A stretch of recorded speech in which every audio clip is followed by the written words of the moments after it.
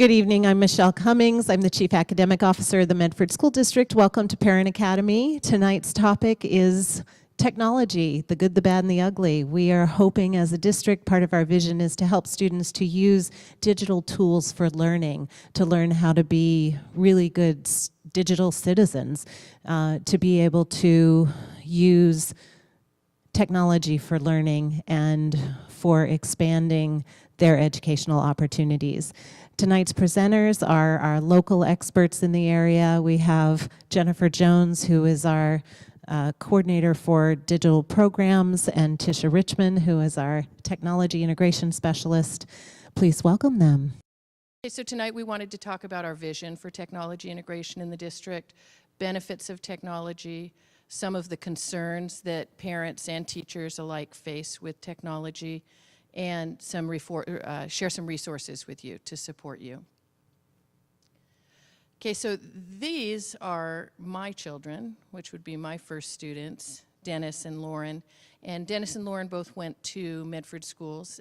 Lauren went to Mac and Dennis went to Hedrick. They both started at Jacksonville and ended up at North High School, where I was a teacher for years. And these are Tisha's two children, who both attended South Medford High School, right, Griffin Creek. And the reason that we wanted to share pictures of our children is we wanted parents in the district to know that that's also one of our roles, is to be a parent. And we've been navigating these same waters as parents that we navigate as educators. So in Medford, we have a vision for technology integration. The online programs provide an exceptional education by leveraging online curriculum and technology to personalize learning, foster relationships, and offer maximum flexibility. And there are just a few key points that we come back to all the time when we're talking about technology in our classrooms. That is that tech is a tool. Technology is a literacy like reading or writing. We use the tool to amplify learning, and tech is not a digital babysitter. So online programs, as Michelle said, I'm the online programs coordinator. This is a new program in the district. We have 3 tiers of our implementation plan, and those 3 tiers are a modular, offering modular opportunities for students at our high schools right now, and that's available at this time. And those are online courses that students can take for a variety of reasons, so that, to fit into their schedule. We also have blended learning, which Tisha is going to be talking more about what she does. Blended learning is best practices in technology integration in all of our classrooms. And then finally, we are launching an online school next year in the district. Tisha?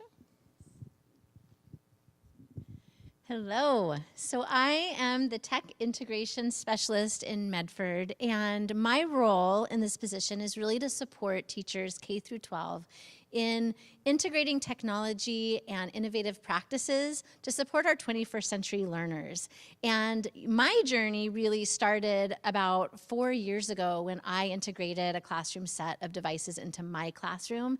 And I realized how transformative these devices could be. Up until that point, I really wasn't sure what to do with them. I thought, I want these to be more than just a tool to research recipes, but I really didn't know how to go about that. And so I really started to dive into the possibilities with these devices. And my mind was blown at how immersive we can create these learning experiences for our students, and not only immerse them in learning, but really empower our students. And so really, one of my main focuses is to try to support transformative learning through the 4 C's. How can we amplify learning through the 4 C's, which is creativity, communication, collaboration, and critical thinking?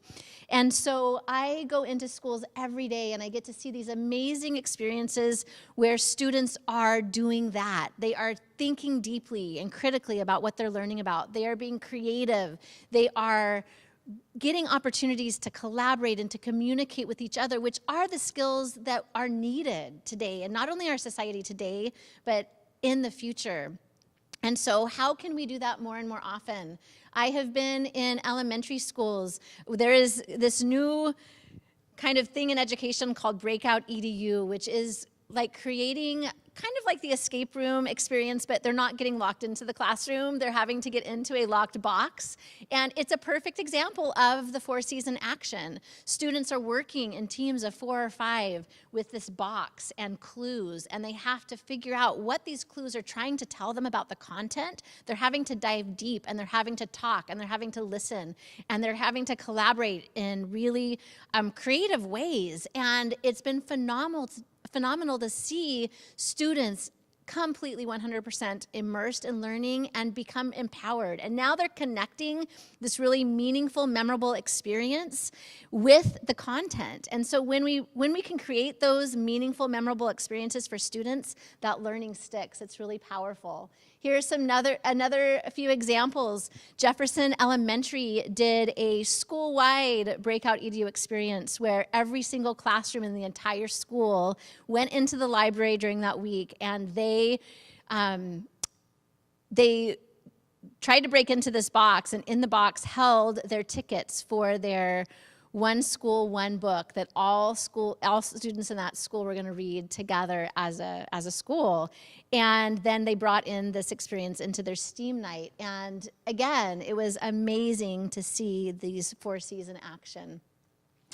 So when I taught culinary arts last year, this is not my class, this is a class in Chicago. And what I found in the last couple years of teaching was we have amazing opportunities to globally collaborate with students around the world. This class in Chicago partnered with my students through a digital tool called Flipgrid, and they created logos for my students when they were learning about regional foods. We did this food truck race, and so my students created food truck teams. And so this class was able to create logos for my students, and they were able to communicate through this tool called Flipgrid and through Google Slides and Google Docs.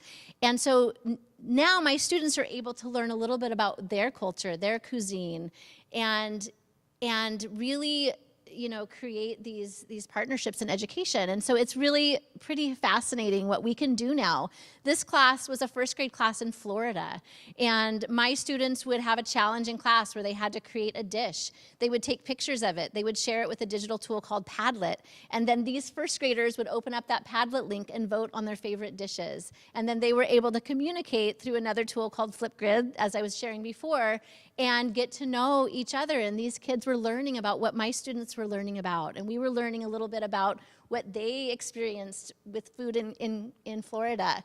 And so the opportunities that we have available to really go beyond our school walls and learn about our world is awesome.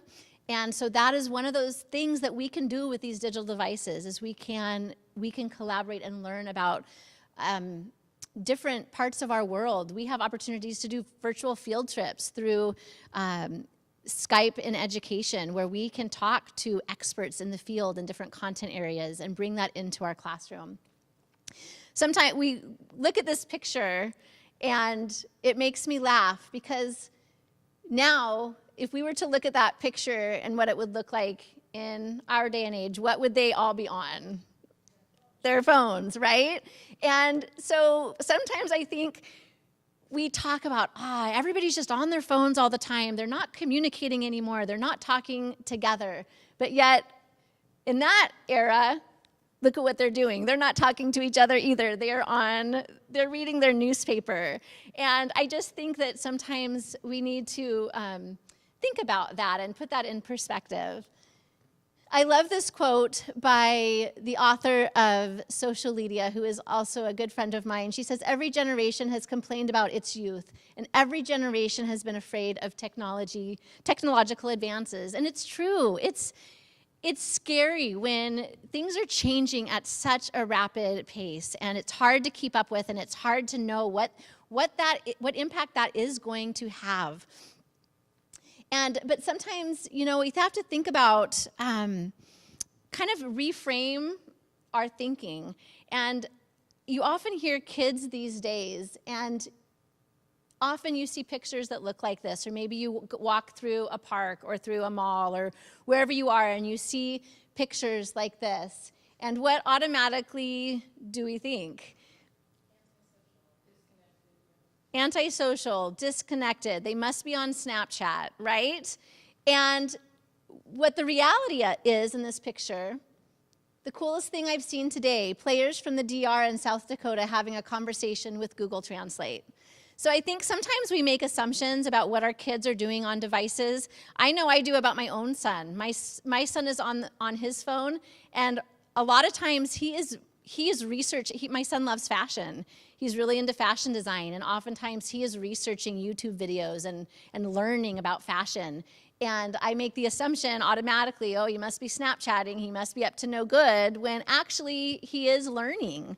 Because kids have all of this access to information at their fingertips, and they can learn pretty much anything that they want to learn, whether good or bad, by researching on Google or looking up YouTube videos. And oftentimes we hear of this thing called the digital footprint, but really it's a digital tattoo, because our students can make good choices with their devices, or they can make poor choices with their device. But either way, that is going to stick with them. A lot of times now, employers are going on searching Google to find out about what the applicant is up to. And they're looking at Facebook accounts, they're looking at Twitter accounts, they're looking at what comes up when their name is Googled. And so, think about what shows up if you were to Google your name. And it was actually funny, it was not too long ago, my son says, "Mom, have you ever Googled your name?" And I said, well, yeah, I think I have, because just for that reason, I want to know what shows up when somebody Googles my name.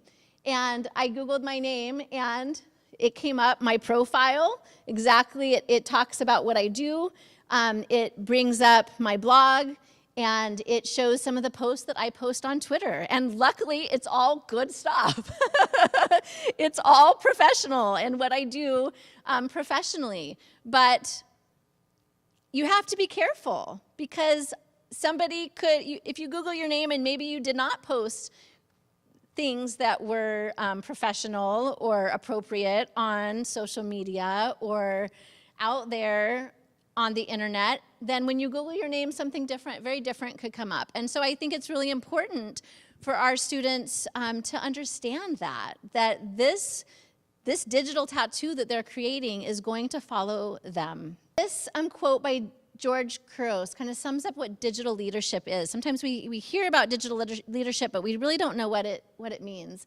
It's using the vast reach of technology, especially the use of social media, to improve the lives, the well-being, and circumstances of others.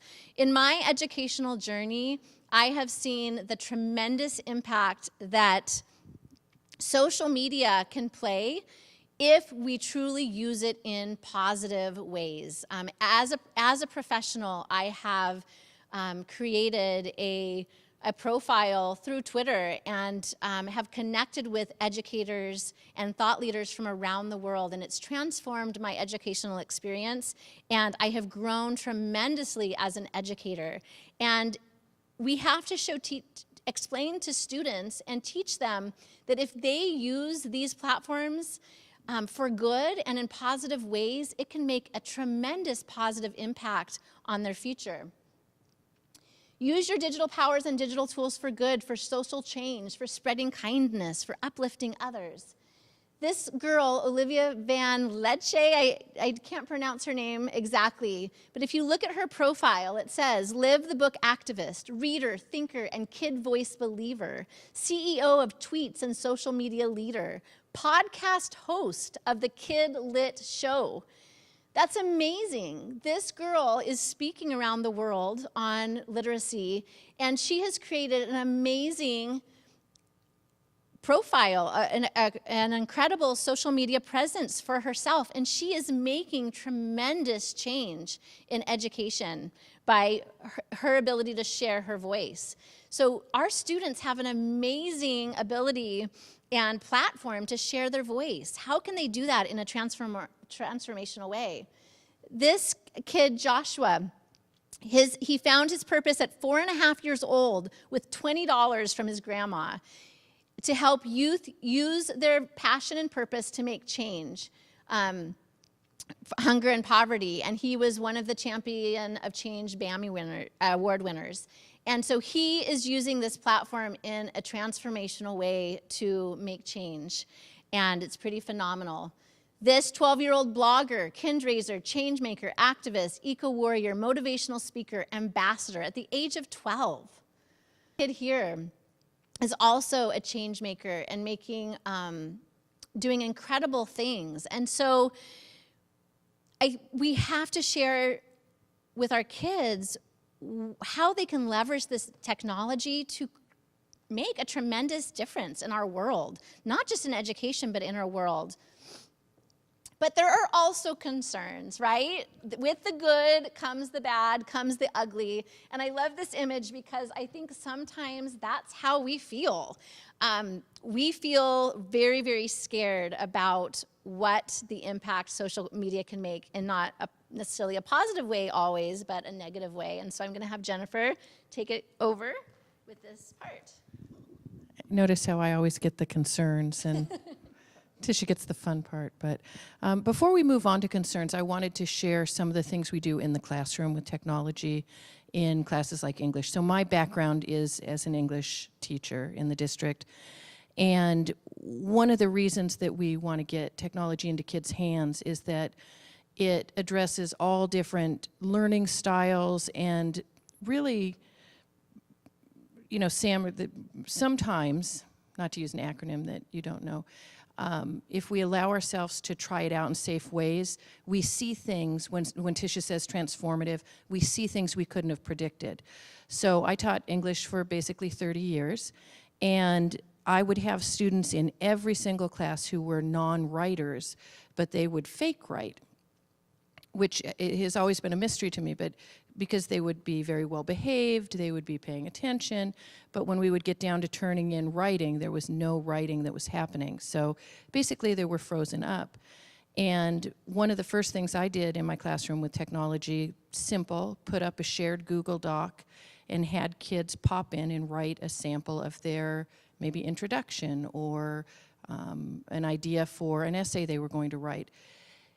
I went from having kids regularly not participate to 100% of my students participating. So there was something about that tool, about being able to see other people's work and just approaching it a different way that completely unlocked them. So that's one of the big goals we have in using technology. So now on to the concerns. And a concern pops up there, you know, what if a student writes on another student's space? What if a student does something inappropriate in that collaborative zone? And those are just things that we work through as teachers and parents, teaching kids how to behave appropriately in this new online zone. Okay, so this acronym we pulled from, also came from Jennifer, I think shared it with us. And it's just about teaching your kids online safety. So she uses the acronym SMART. So the S is for keeping personal information secret. Never meet anyone from the internet without a parent or a carer, an adult, okay. Never accept messages, emails, or requests from unknown people. Remember reality. So we've all seen shows about this and heard horror stories about this, that you don't really know when someone's online if what they're telling you is accurate. So remember, you're not necessarily dealing in reality. And then if anything or anyone online is worrying you, tell a parent or a carer. So, oh, okay. Yeah, we also had some Canadian, okay, gotcha. A carer, there you go. Okay, so SMART, I like that acronym. Okay, so screen time is something that comes up all the time when we are talking to parents about concerns that they have. And the concern with screen time is how much is too much? What's a reasonable amount? I'm going to share with you some American Pediatric Association recommendations about this in a couple of slides. But I just want to clarify that screen time when kids are doing something or when we're doing something engaged, and active is not the same as screen time that's completely passive.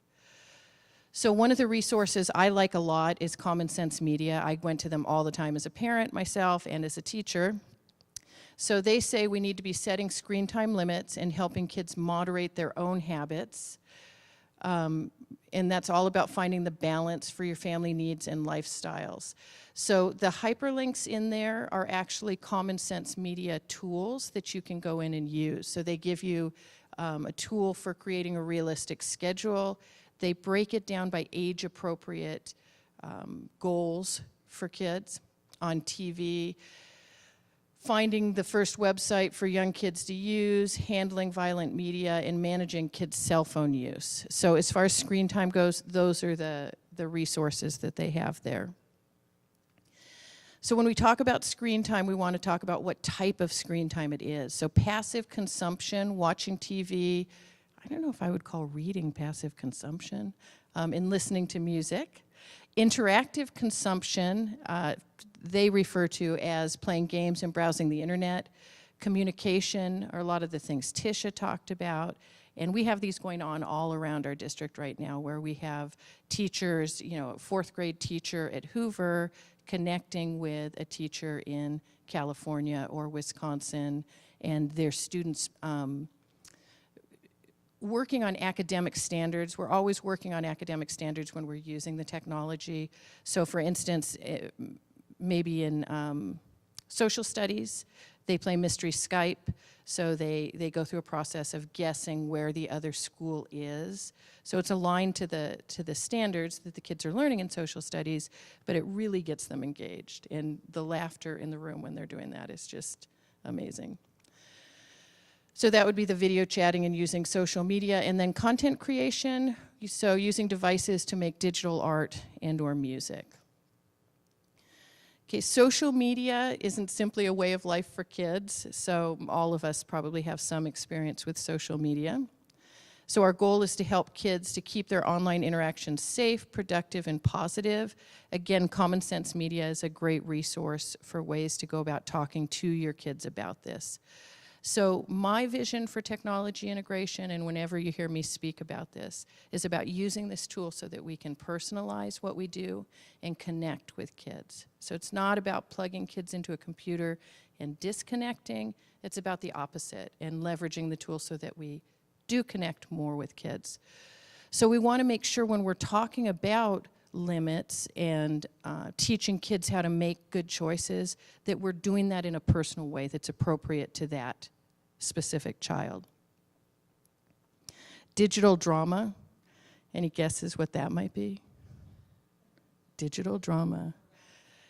Yeah, this is a huge one that comes up, and what I would tell my students whenever I talk to kids about this, what is appropriate between Michelle and I in a conversation that might be funny? We're friends, so we might say something that would be funny and appropriate when we're sitting together talking. As soon as you bring electronics into it, anybody who has sent an email or a text and had it misunderstood, which I'm thinking is everybody in the room, because you can't communicate tone, and there's so many ways to be misunderstood. Imagine how this gets amplified by tweens and teens. So something is said, it gets escalated, somebody else shares it. Digital drama is a nice way of stating something that can turn into a really dangerous for kids and serious issue that we have to deal with. Okay, so the American Pediatric Society, and we shared the link in a handout I'm going to give to you, to the full article about this, talks about some guidelines. So they say media is just another environment. So the same thing that we're saying, this is a literacy. This isn't an extra thing we're adding on. It's a literacy we're teaching that supports everything that we do. Parenting has not changed. Role modeling is critical. We learn from each other. Content matters. Curation helps. If you're not familiar with the term curation, it's what librarians do. It's about bringing together materials and Materials can mean so many different things when we think about the internet. So curation is about bringing together all kinds of different resources. Co-engagement counts, so that connection is never going to stop mattering. Playtime is important. Want to sit with that one. Every presentation I do in our district, I start out with a little quote about we're not giving up crayons. So coloring and playing outside is the first thing we start with in this business. And we're not replacing those things with computers. Playtime is so important. Set limits. It's okay for your teen to be online. Create tech-free zones, and kids will be kids. And that concludes our program. Thank you so much for coming. We hope to see you next time.